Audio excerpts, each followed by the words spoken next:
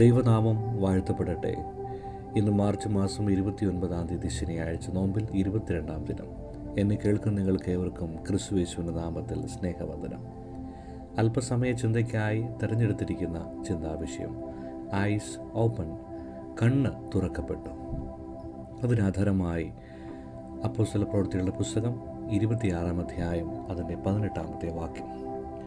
To open their eyes so that they may turn from darkness to light and from power of Satan to God, that they may receive forgiveness of sin and a place among those who are sanctified by faith in me.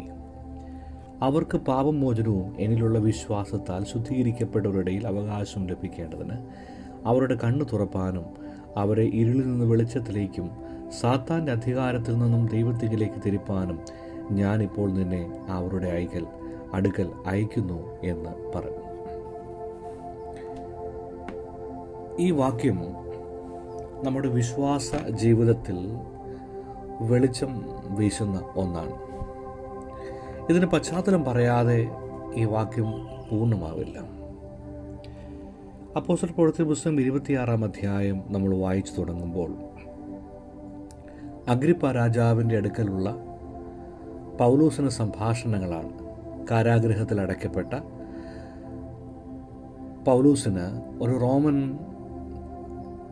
പൗരനെന്ന നിലയിലുള്ള അവകാശം ലഭിക്കേണ്ടതിന് ഒരു ട്രയലിനായി വിളിക്കുകയും ഒപ്പം പൗലോസിൻ്റെ പ്രസംഗം കേൾക്കണമെന്നുള്ള താല്പര്യത്തോടുകൂടി നിൽക്കുന്ന അഗ്രിപ്പ രാജാവിനെയാണ് നമ്മളിവിടെ കാണുന്നത്.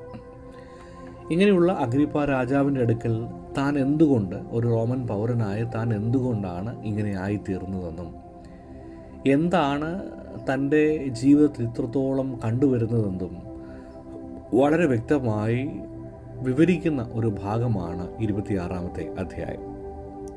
അതിൽ 18 വാക്യത്തിലേക്ക് വരുമ്പോൾ യേശു കർത്താവ് പൗലോസിൻ്റെ നിയോഗത്തെയും സാക്ഷ്യത്തെക്കുറിച്ചും പറഞ്ഞ കാര്യം വീണ്ടും പൗലോസ് ഒന്ന് ആവർത്തിക്കുകയാണ്.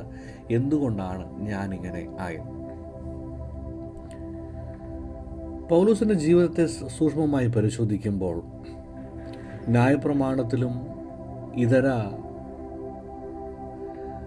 ഫിലോസഫിക്കൽ ചിന്തകളിലുമൊക്കെ വളരെ അഗ്രഗണ്യനായൊരു വ്യക്തി. അങ്ങനെ ഒരു വ്യക്തി യേശുവിന് വേണ്ടി സംസാരിക്കാൻ തുനിയുന്നു എന്ന് പറയുന്നത് തന്നെ അക്കാലത്ത് വലിയൊരു അത്ഭുതമായിരുന്നു. കാരണം ഒരുപാട് ജ്ഞാനത്താൽ ഉയർന്ന ഒരു വ്യക്തി ഒരിക്കലും വിശ്വാസത്തിൻ്റെ കുരുക്കിൽ പെടില്ല എന്നുള്ള സാമാന്യ ബോധത്തിൽ നിന്നാണ് അത്തരമൊരു ചിന്ത ഉടലെടുത്തത്. എന്നാൽ പൗലോസിനെ സംബന്ധിച്ച് അവൻ്റെ ജീവിതയാത്രയിൽ ദമസ്കോസ് ഒരു വലിയ സൈനായിരുന്നു. എങ്ങനെയാണ് ഒരു മനുഷ്യൻ രൂപാന്തരപ്പെടേണ്ടതെന്നും ഏത് നിമിഷത്തിലാണ് ജീവിതത്തിൻ്റെ അർത്ഥവും ആഴവും കണ്ടെത്തേണ്ടതെന്നും നിയോഗം എന്താണ്, നിയോഗത്തിൻ്റെ അർത്ഥവും യുക്തിയും എന്താണെന്ന് തിരിച്ചറിയുന്ന നിമിഷം ലൈഫിലെ ഏതെങ്കിലും ഒരു മൊമെൻറ്റിൽ നമുക്ക് എല്ലാവർക്കും ലഭിക്കും. പൗലോസിനെ സംബന്ധിച്ച് ഒരു ഐസ് ഓപ്പൺഡ് ആയിട്ടുള്ള, കണ്ണു തുറക്കപ്പെട്ട ഒരു അവസ്ഥയായിരുന്നു ദമസ്കോസിൻ്റെ പടിവാതിൽ.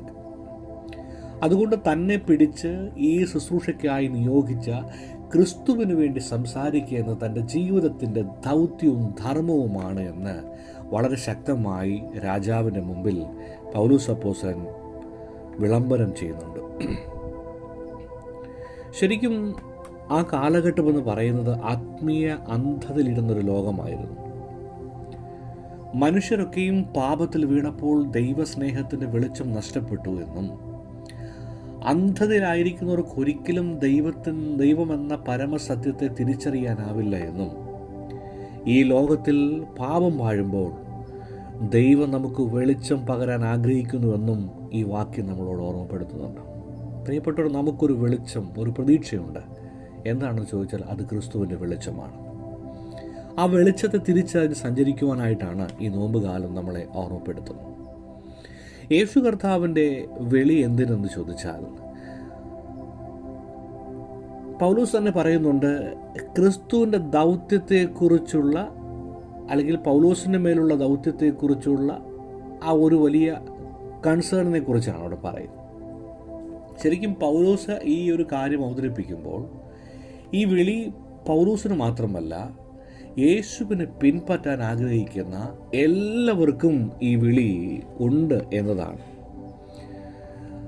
യേശു കർത്താവ് നമ്മെ വിളിക്കുന്നത് ഒരു വിശുദ്ധ ജീവിതത്തിലേക്കും സ്നേഹത്തിലേക്കും സമാധാനത്തിലേക്കുമാണ് വിളിക്കുന്നത്.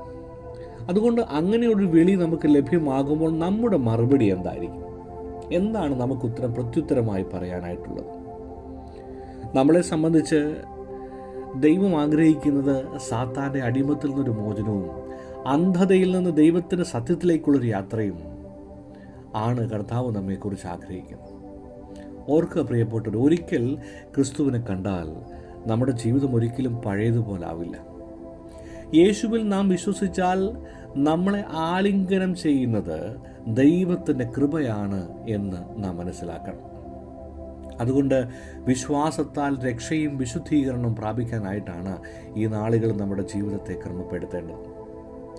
നമ്മുടെ രക്ഷയെന്ന് പറയാൻ നമ്മുടെ ശ്രമങ്ങളാൽ മാത്രമല്ല, യേശു ക്രിസ്തുവിലുള്ള വിശ്വാസത്താൽ കൂടെയാണ് എന്നും ദൈവം നമ്മെ വിശുദ്ധരാക്കി മാറ്റുന്നുവെന്നും ഒരു പുതിയ ജീവിതത്തെ ഒരുക്കുന്നു നമ്മൾ വിശ്വസിക്കാണ്ട് കഴിയണം.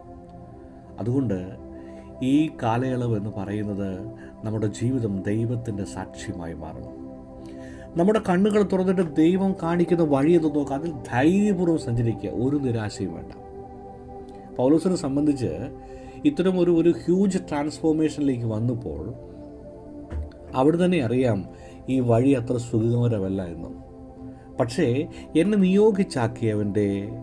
അവൻ എന്നെ കണ്ണ് തുറന്ന് എന്നെ കാണിച്ചെന്ന പാതയാകുമ്പോൾ അത് ഏത് സങ്കീർണമായ വഴിയാണെങ്കിൽ ഞാൻ സഞ്ചരിക്കും. കാരണം എന്നെക്കുറിച്ച് അവന് വലിയ ഒരു ഉദ്ദേശമുണ്ട് എന്നതാണ് ദൈവവചനം നമ്മളെ ഓർമ്മപ്പെടുന്ന പാഠം.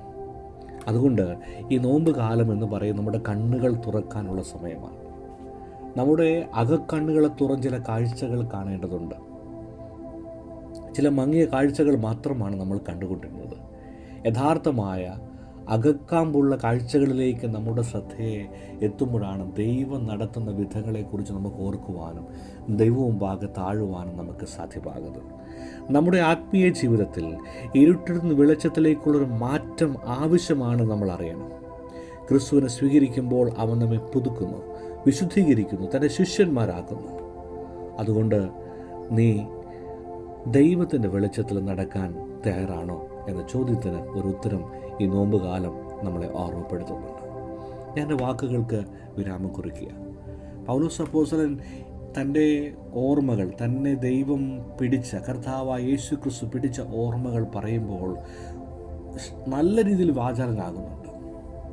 കാരണം അത് അവൻ്റെ ജീവിതത്തെ ആകമാനം മാറ്റിമറിച്ച ഒരു ജേണിയായിരുന്നു.